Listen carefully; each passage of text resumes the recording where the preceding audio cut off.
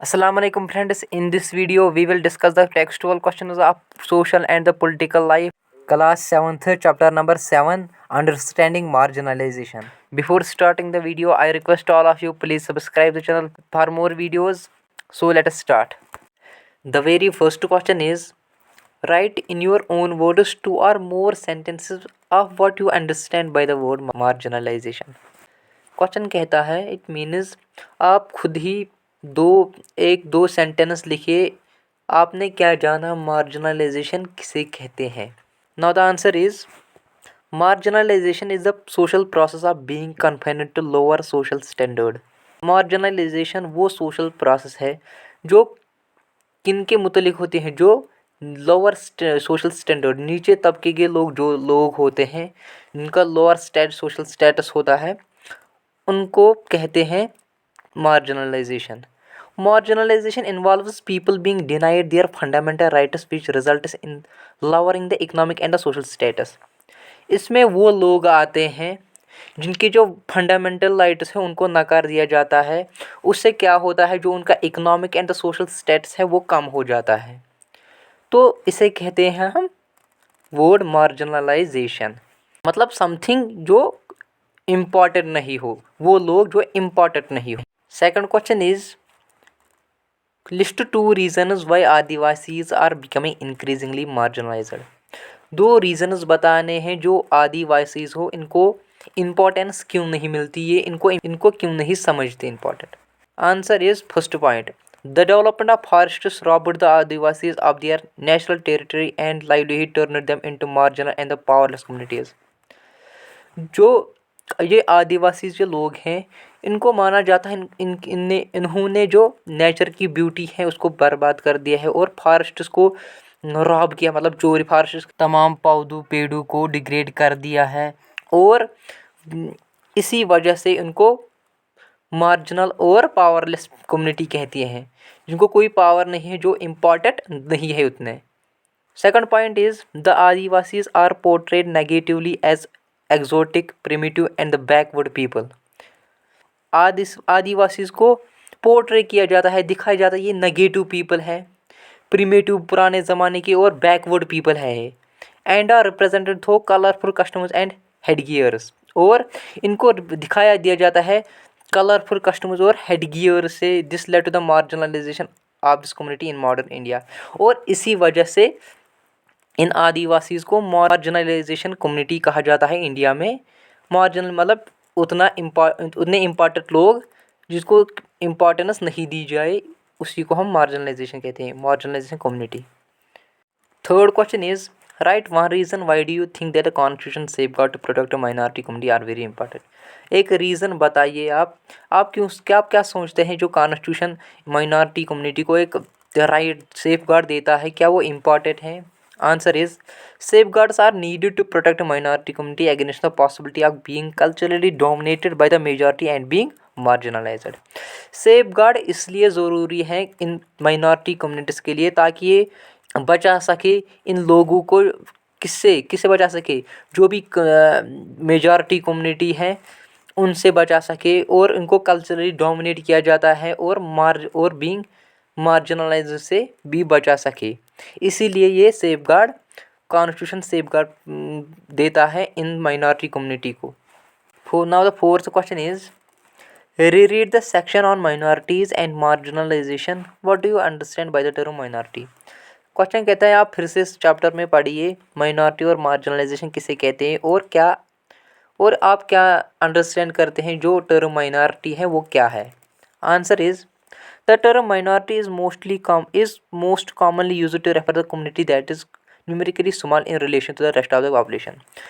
Normally हम minority को इसके कहते हैं जो बाकी पॉपुलेशन है उस कंट्री में, अगर उससे वो कम होगी न्यूमेरिकली तो उसको हम माइनॉरिटी कहते हैं. The Indian constitution provide safeguard to religious and the linguistic minorities as part of it is fundamental right. जो इंडियन कॉन्स्टिट्यूशन है वो सेफगार्ड प्रोवाइड करता है जो भी religious and the linguistic minority है इंडिया में एज पर पार्ट भी है फंडामेंटल राइट्स का जो इंडियन कॉन्स्टिट्यूशन में है. It ensures that the minorities are not discriminated. जो ये फंडामेंटल राइट है कॉन्स्टिट्यूशन में उससे साबित होता है कि जो भी माइनॉरिटी कम्युनिटी है उनको डिस्क्रिमिनेट नहीं किया गया, किसी भी भेदभाव नहीं की जाएगी किसी भी कलर कास्ट क्रीड पे। And they do not face any disadvantage, और उनको किसी भी तरह की डिसएडवांटेज नहीं फेस करनी पड़ती है इंडियन कॉन्स्टिट्यूशन में, इंडिया में। Now the question number 5 is, you are participating in an debate where you have to provide reasons to support the following statement। Question कहता है आप एक डिबेट में पार्टिसिपेट कर रहे हैं और आपको रीज़न बताना है why Muslims are marginalised community, Muslim marginalised community क्यों है, और data use data in the chapter list 2 reason that you give, और जो भी चैप्टर में डाटा गया है वो यूज़ करें और 2 रीजन्स बताइए। Answer is the literacy rate of Muslims population in India is the lowest. Muslim population की जो लिटरेसी रेट है इंडिया में वो बिल्कुल कम है, इट इज़ 59%। टोटल जो है 59% है, 43.2% ऑफ हिंदूज़ है एसेस टू इलेक्ट्रिसिटी, उसमें 43% हिंदूज़ एसेस इलेक्ट्रिसिटी करते हैं, वायर 30% ऑफ द मुस्लिम्स है एसेस टू, और जो मुस्लिम हैं उनको खाली 30% है access to electricity. The above statistics support the statement that Muslim are marginalised community in India. जो है अबव ये स्टेटस प्रूव करते हैं, सपोर्ट करते हैं इस स्टेटमेंट को दैट मुस्लिम जी कम्युनिटी है इंडिया में वो मार्जिनलाइज्ड है। Now the next question is, imagine you are watching the Republic Day parade on TV with a friend and she remarks, look at these tribals, they look so exotic and they seems to be dancing all the time. List 3 things that you tell about the lives of Adivasis in India. Question कहता है imagine करिए आप एक parade देख रहे हैं TV पर अपने फ्रेंड के साथ, और फ्रेंड आपको कहता है इन पर ट्राइबल्स को देखिए ये सो एग्जोटिक है, जैसे यहाँ के नहीं लग रहे और हर वक्त डांसिंग करते रहते हैं, और list 3 things that you would tell her about the lives of Adivasi, और उसको 3 चीज़ें बताइए जो भी आदिवासी इंडिया में रहते हैं उसको 3 चीज़ें बताइए उनके बारे में। Answer is Adivasis has a deep knowledge of the forests, they were traditionally hunters gatherers and nomads. Adivasi जो हैं उनको डीप नॉलेज, उनको बहुत ज़्यादा नॉलेज होती है जंगल की, और वो ट्रेडिशनली हंटर्स और नोमैड्स हैं, जैसे आपको पता ही होगा। This knowledge of forests made the Adivasis indispensable to the rulers of various empires in India during pre colonial days. It means जो इन आदिवासीज की नॉलेज है फॉरेस्ट के लिए वो इतनी ज़रूरी है कि जो पुराने ज़माने में रूलर्स होते थे इंडिया में वो उन्हीं की मदद लेते हैं प्री कॉलोनियल पीरियड्स में। Second point is Adivasis have their own language which में एज ओल्ड एज संस्कृत। आदिवासी जो उनकी खुद की लैंग्वेज है वो इतनी पुरानी है जितनी कि संस्कृत है। The Adivasis language was influenced the formation of Indian languages like Bengali, और आदिवासी की वजह से ही जो बहुत सारी इंडियन लैंग्वेजेस है वही इन्फ्लुएंस हुई है इन आदिवासी लैंग्वेजेस की वजह से ही, लाइक कौन सी language, Bengali. Next question is, would you agree with the statement that the economic and the social marginalisation are interlinked, why? क्या आप इस स्टेटमेंट से एग्री करते हैं जो भी economy and the social marginalisation वो इंटरलिंक है आपस में, और क्यों है? Answer is yes, economic and the social marginalisation is interlinked. हाँ, ये जो economic and the social marginalisation है ये एक आप एक दूसरे से इंटरलिंक है। क्यों है, अब रीजंस बताने हैं। First, Dalits and tribals are were considered a lower class of society. जो दलित्स है और ट्राइबल्स है उनको माना जाता है ये लोअर क्लास है सोसाइटी में। They are living in separate areas of village, tribals are living in remote areas. और ये जो ट्राइबल्स एंड दलित्स हैं ये उनको सेपरेट एरियाज में ये अलग रहते हैं एक विलेज में, और जो ट्राइबल्स हैं वो रिमोट एरियाज में रहते हैं जहाँ पर माउंटेन्स की तरफ है वही अलग में रहते हैं ये ट्राइबल्स।